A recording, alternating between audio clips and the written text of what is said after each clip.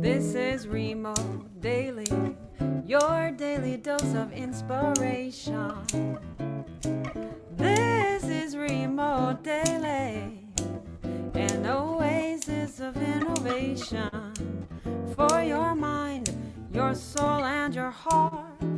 Connect, act, and recharge with Remo Daily.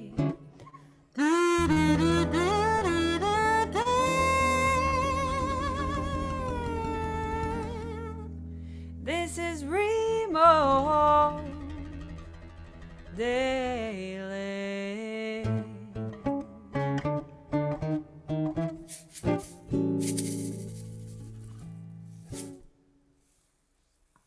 From the ocean shores of Cape Cod, thank you, Eleanor and Dario, for this house song. And hey, let's welcome him back on stage.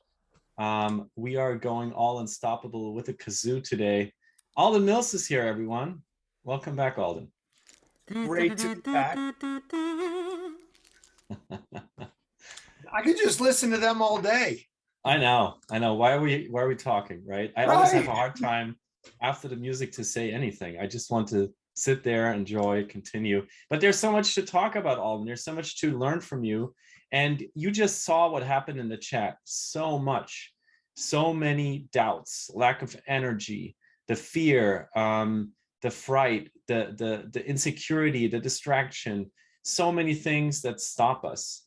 So what went through your mind when you were just reading the chat? The first thing that went through my mind was, this is a special place to be right now. How wonderful that everybody was being so vulnerable and saying what really stops them. And I'm here to tell you, every single one of those emotions I have personally experienced. And without question, when you run into those, and they are by the way, to me, every single one of those is all fear-based. Fear is at the essence of everything, whether it's the limit or the doubt, or not sure I'm good enough, or does anybody trust me, or do I have people that I can trust? It's always fear. Fear's behind it all. And when you rub up against fear, then you're in the right path. And I believe, and that's what we can, I could spend the next few hours talking about how to overcome what I call the phantom of fear. And it is a diva that takes more and more place. That's what I learned about fear, because I have fear of flying. That takes more and more space when you let it. And you have to lean into it, and somehow at some point gradually start to defeat it. And well, let's look at the young Alden, because this is, I think, when in your life exactly that came in for the first time. You had asthma and you were told to stay at home pretty much by doctors, and stay away from physical exercise, from sports that you love so much. One recommendation was actually given to you was, hey, Alden, just play chess, but instead you overcame what clearly was not only your fear, but the fear of many, and even medical professionals. And you became a rower. You became a nationally ranked rower. So what I wondered when I read this about you is, who in your childhood gave you that permission to lean into that fear against so many others, go against the tide, and do this? My first leader, my mom. I very distinctly remember going to this doctor's office that looked more like a laboratory, had me blowing in all these different tubes. The doctor himself looked like an older Danny DeVito with thick Coke bottle glasses, right? And he talked like he looked like he was always smelling sour milk in this Massachusetts accent. And he said, you see this chart right here? Your son's born with smaller than average size lungs. And part two is, and he flipped the chart, and he's like, and you see this? For a 12-year-old boy, his lung capacity is way down here. He's got asthma. he needs to lead a less active lifestyle, take this medicine. I suggest a game of chess, right? And my head, boom, chin drops to the shoulders or down to the chest. Mom's like, why don't you go wait in the lobby? I'll talk to the good doctor from here. And I'm sitting in the lobby having a full pity party. And mom, she kept these long French cuticle type styled nails. And I swear she sharpened them for moments like this. And she came out with her in the offensive position with her hands on her hips, kicked my foot and was like, what's wrong with you? I'm like, Mom, chess. I'm terrible at checkers. How am I going to learn chess? And then she did something I never forgot. She dropped down to a knee. She took those velociraptor-like claws, right? Dug them into my forearm. And she said, look at me. Nobody defines what you can or can't do but you. Now, I'll get you the medicine, but you got to decide what you can do. Now, of course, I didn't get it that day, right? And she would keep telling it to me. And then my dad, who was at work, he wasn't at the hospital that day, he came in and he jumped on the bandwagon with her. And after the first month, I went and tried basketball, and she'd be like, well, so what if you scored against your own team? Go try another sport, right? And I was not good at a lot of different ball sports. But that repetition of keep trying, doesn't matter, just keep trying. And then she would have me read Teddy Roosevelt, and Teddy Roosevelt, he had asthma, and she'd be like, look, there's somebody who did something with his life and he had asthma. You can do these things. And we all need that. We all need that mentor, that in SEAL team, we call it a swim buddy, that other person that believes in you more than you believe in yourself in those moments. And that is a key piece when I talk about going out and being unstoppable, is that you need to find a swim buddy, right? Find somebody that believes in you and you trust that person. So that's how that all really started. And then a cascading series of events occurred. I ended up trying rowing, and wow, I'm pretty good sitting on my butt going backwards for long periods of time. It was a simple sport. It didn't require a lot of agility. And that took me to the Naval Academy. That took me to SEAL team. SEAL team gave me the confidence to go start these businesses, which I failed a lot before they got going, and became some of the basis of some of the lessons learned, not all of them, but in the books that I've written. And Yvonne joins in here saying, well, rowing is a great sport. I'm pretty sure it saved my son last year. In the pandemic lockdown as a school kid, having the sport as an exercise outdoors. Thank you for sharing, Yvonne. And Sarah actually adds a great point to the advice from this early lesson of yours, not only to listen to what your mom said, don't let anyone define yourself, but you, but also never trust a doctor who looks like Danny DeVito. I think that's really interesting. That's really important advice to take from this as well. And let's move over to the next stop. Navy SEAL. He just meant well. it. I will say, like, that's a doctor's job, is to keep you safe. It's our job to push those boundaries. Well said. You were one out of 19 kids chosen from around 100 to train for the Navy SEALs. Then at your in the stage of your life when you were considering taking this leap, and then after 3 years under this, what I assume, I only know it from the movies, grueling physical and mental training, you became a mission commander on an SDV. I had to look this up. It's a kind of like a mini submarine that launches off a much larger submarine. So it's a very confined space. This must be incredibly tough work. And then you commanded a platoon that was actually training to go to Bosnia. Mm-hmm. And I was wondering, because you said you were deployed 3 times, you wrote that just in case letter 3 times, did you actually end up being deployed, or what direction did your life took there? We did, yeah. I deployed on 3 different platoons. Two of those were in those classified combat mini submersibles, which are SDVs. And then the final deployment was through SEAL Team 2. Wow.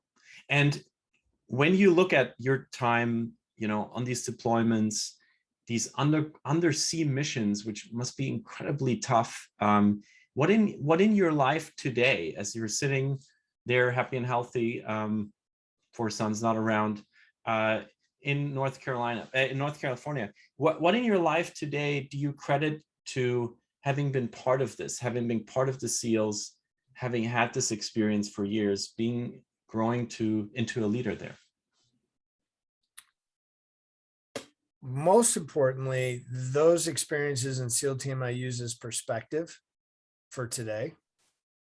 And when I think about those experiences as a platoon commander, the first thing I will always think about is I was in total service to those platoons, and they were to me. That's what makes a team work, whether it's a sports team or a SEAL team or a startup team.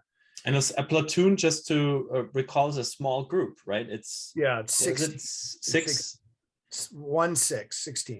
16. Okay. Yeah.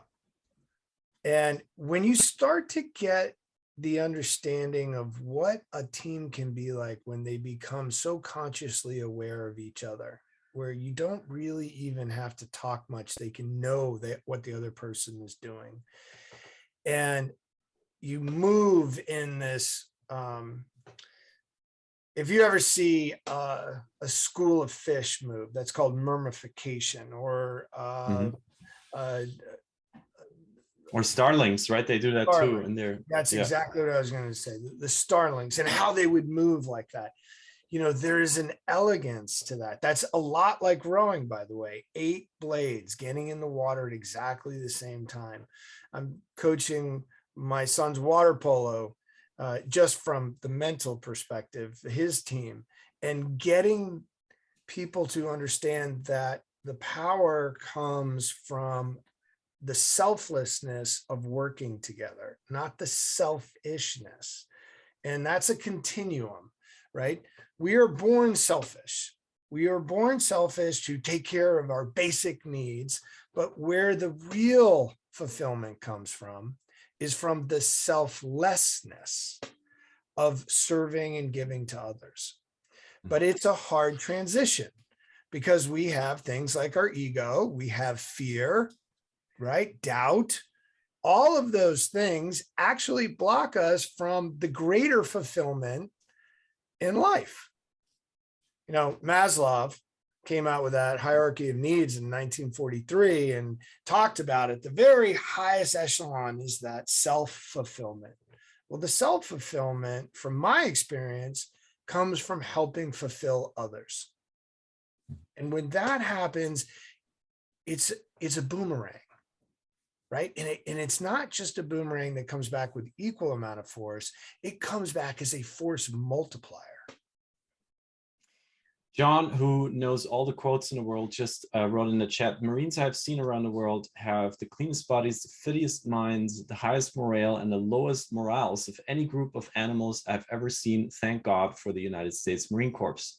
Eleanor Roosevelt. So this, of course, leads me to the fact that lately there has been a lot of criticism of the SEALs. A book just came out about Eddie Gallagher, the SEAL that went rogue.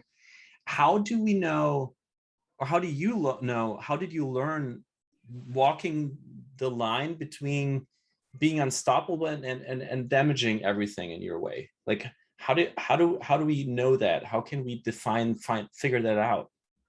It's a big gray area, isn't it? And talking about Eddie Gallagher, he lost his way from my perspective, right? I haven't read the book Alpha. I wasn't in his platoon.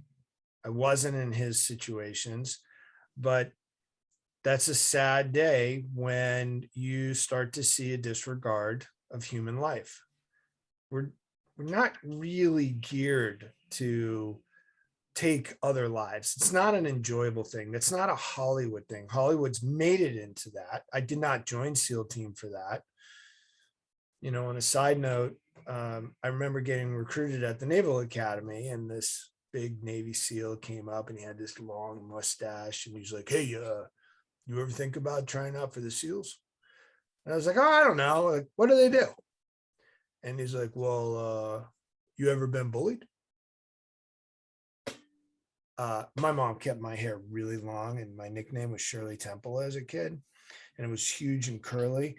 And I was a big man child of a kid. So as a first grader, I got bullied all the time by the fourth graders. And I'm like, "Yeah, actually, I got bullied this time." And I started going in. He goes, "I didn't ask when you've been bullied or how you've been bullied. I just asked if you've been bullied." And he goes, "Well, that's what we do. We go back and we knock back bullies around the world." When you do that and you commit to that kind of a profession, it's really important not to be the bully, right? There's that fine line there. So you asked me kind of two different questions, and I want to just kind of clear the one about Eddie Gallagher. He lost his way, and we have to be able to self-correct as a unit and make sure that when you're out there doing that kind of a job, which is a very intense fine line between knocking the right bully back and trying to save everybody else versus having complete disregard, we need to keep an eye on that, right? And now the other piece about, okay, well, how do you know that fine line between being unstoppable and being, destructive? There is a point where you can be so unstoppable, but you're only being unstoppable for your own personal ego, right? People can be narcissistic and be like, "Oh, well, it's all about me and just give me more, give me more."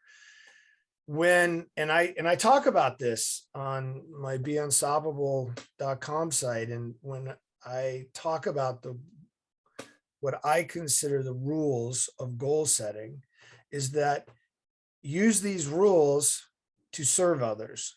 Don't use these rules just for your ego. Now, the irony here is you have to do some goals in the beginning for your own ego that gives you the confidence to say, "Oh, hey, wait a minute, that worked." And once I fulfilled one of these things, I'll give you an example. I wanted to be an Inc. 500 company. I was even when I was deployed in SEAL team, I would get the Inc. magazine and I would read about all these companies and how fast growing they were. And I'm like, I want to be on that list. That was my goal, right? At one point.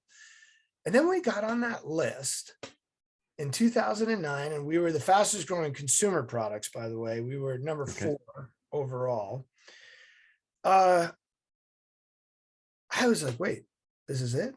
And I went and we got brought up on stage and they gave me this little cube, and I was like, this isn't anything what I thought it was going to be. And in very short order, right after that, the economy went to hell in a handbasket and we were looking at bankruptcy.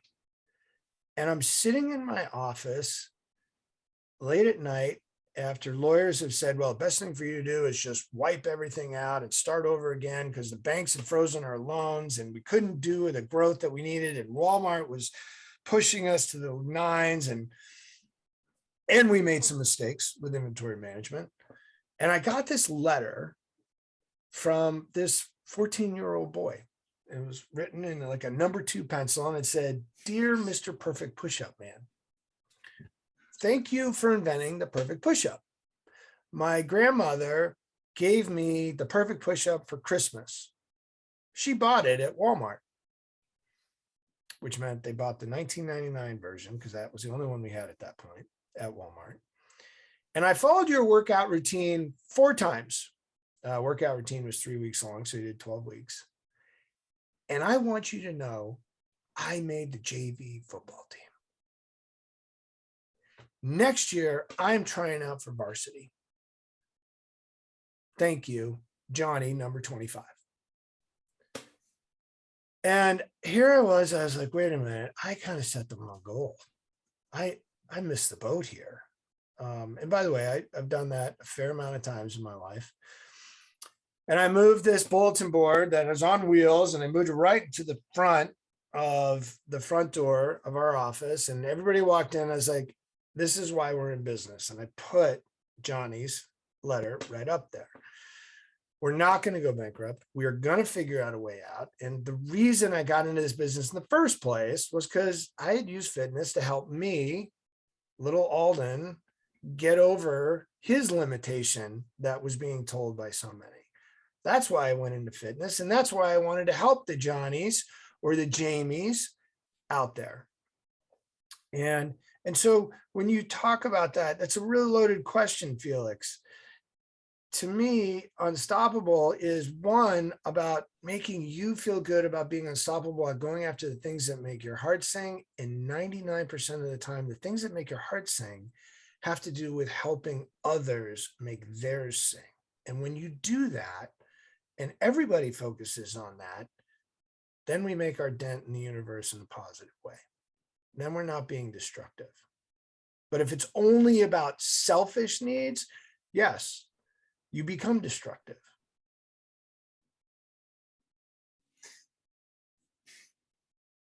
Thank you so much for sharing the story and giving a very powerful example of one letter turning a business around, pretty much.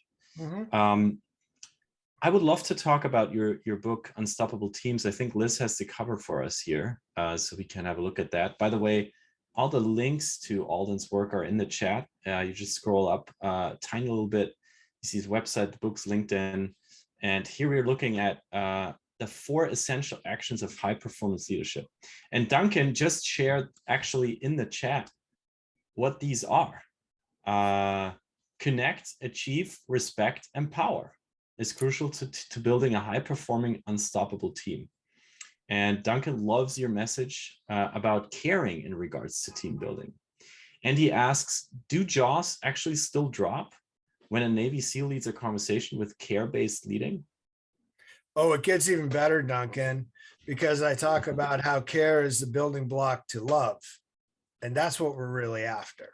That's what we're all really after, right? By the way, the connect, achieve, respect, and power for everybody out there. Being a military-minded simpleton, I like acronyms and things. Thankfully, the English language has got lots of words that we can use to our advantage. Those spell the word care, and it's a loop. And so at the heart of high performance leadership, at the heart of building the bridge from going from a group of individuals to a team is care. And who better to use as my own personal hero for the quotation that leads off the book than good old Teddy Roosevelt, who said over 100 years ago, nobody cares how much you know until they know how much you care. And that's it, right? So the big question to all leaders out there, and when I'm out coaching executives or doing small teamwork, is, well, Alden, like, how do you show, how do you care? That's where the lifting's done. And there's another phrase in your book that I found really interesting, and that Liz pointed me to, which is, a team is a direct reflection of you. How you deal with conflict internally is how your team deals with it. Mm-hmm. Would you mind explaining that? I would, yeah, absolutely. I look at leadership in 3 levels. The very first level, and this most significant level of leadership, is in how you lead yourself. And the very first story starts off with this character from SEAL team. Most of the stories, by the way, I tell when it comes to SEAL team, most have to do with training. I find those to be the most helpful because they are these transitional moments. And this character, he would talk in a deep Southern accent, and he would say, you know what my job is? It's to create a conversation between here, and then he'd point down to his chest, and here. A conversation that's going to drive you to make a decision. And that conversation is a conversation we all have. You don't have to go through SEAL team. You don't have to sit in the cold water and suffer. You will suffer enough just by dealing with the conversation that's going on between your head and your heart of deciding, can I really do this? can I go beyond what I thought was possible? Can I go beyond this perceived limit and do something that I know my heart really wants me to do, but my brain is telling me, oh, it can't be done because I don't know anybody, or all these other people have said I'm not good enough. That's the key conversation. And when you learn that conversation and how to bridge the divide between what this computer's doing to try and hold you back and what your heart is saying, get up, keep going. I call this, by the way, the whiner and the whisperer. And we all have the whiner. And you know how the whiner starts. It immediately goes into self-doubt. Oh, why do you think you can do this? How you know how hard that's going to be? How long it's going to take? You don't have enough time in the day. Blah, blah, blah, blah, blah, right? Bouncing all over the place. But the whisperer is much quieter. And it's saying things like, try, get up, do it again, keep going. And when you learn that dialogue, then you can have a really effective and impactful dialogue with everybody on your team because they're dealing with the same thing, right? And when you can get comfortable enough to share like you did just 20, 30 minutes ago, hey, this is what I'm grappling with. This is what I'm struggling with. This doubt, this fear, this limit, I'm not good enough, or I don't think I can do that. And you share it with everybody else, you're like, oh, I'm thinking the same thing. I've had the same problem. What you just did then is you connected and you started to build trust, and you've also opened the door to mutual respect. And then that is the key bridge, by the way, from achieving to respect. When you can invite the conflict in and say, yeah, I am scared, but let's figure out a way to do this together because I know we can be unstoppable together. And that starts the pattern or the wheel of the loop of care moving in a direction where people will go and they will start to dare. But they got to feel cared for first. And so once you learn that, right, now we're in the team, and then the team actions go to the largest level of leadership, which is the culture of your organization. But it always starts, and think of it like dropping a pebble in a pond. That pebble is your action of how you lead yourself, and then it ripples out from leading yourself to leading teams to the culture of your organization. Wow. So much to think about also for me, for us on our team that is building at the moment. I would like to invite all of you for the final minutes here to come off mute and come on stage with us. And maybe you want to reflect on anything that you posted in the chat earlier and would like some guidance from Alden. Maybe you have a question or a comment that you would like to share. Maybe something that Alden just said made you think about a specific situation you're in right now that you would like to get a response to. So I know this comes in unannounced. I should have announced it before, but is there anyone here who dares to speak? Please raise your hand or go off mute. Hi, Yvonne. Hey. Hi. Hey there. You got me thinking, Alden, about something that I've been toying with a lot lately, which is the idea of not fighting and resisting those fear-based thoughts so much, but looking at them with more curiosity as something where they're giving me information. It doesn't mean I need to believe them, but to just take it in and let it and kind of be accepting of it and okay with it and let it be there, which seems like against everything I want to do. So it's just a little judo that I'm trying to learn in order to let it come in and just be curious about it so that I'm not stuffing it down, but instead kind of embracing it and then hopefully being able to move past it. Oh, I love when you use the term judo. Judo, for everybody out there, is a form of martial arts where you use the energy of your opponent and you flip it back to the opponent, right? And that's what I'm hearing you say. And, I'm sure you've probably heard this, but it sounds trite, but it's very true. What you resist persists, right? And our forward progress comes from friction. We must seek the friction. If there is no friction, it's like a wheel spinning on ice. It's just sitting there, right? And we're not getting any forward progress from it. So I encourage you to, if it's feeling uncomfortable, be like, oh, wait a minute. This is something that maybe I need to start embracing and figuring out, what can I learn from this? What are the things that are making me uncomfortable? And then play out, well, wait a minute, if I accept this, how does that change the outcome of where I really want to go? That's called mental contrasting. When you put yourself way far out, think of yourself like a ship going across a horizon. You can't see the destination, except you can see it inside here.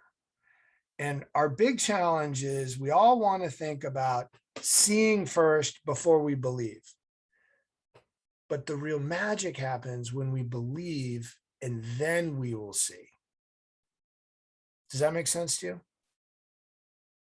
Yeah, absolutely. Absolutely. Because you have to be able to believe something that you're telling yourself before you can bring it to fruition, right? Like you can't just give yourself an affirmation and say positive things. You actually have to believe whatever affirmation you're doing, Well, so I'll give you an example. Remember the basketball example where I scored against my own team, right?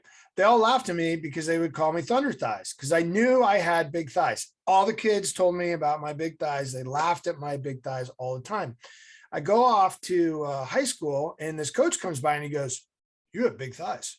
Those could be rowers' thighs." I already knew I had big thighs, right? I had other people telling me I had small lungs and I had bad asthma, blah, blah, blah, blah. But I had big thighs. And some coach just came up to me, and I believe that coach, and he goes, "You have big thighs. You should try rowing." And that little nugget is what convinced me to try, right? It doesn't matter where it comes from, but you got to find something that you're like, yes, I believe I can do it. I got C's in English.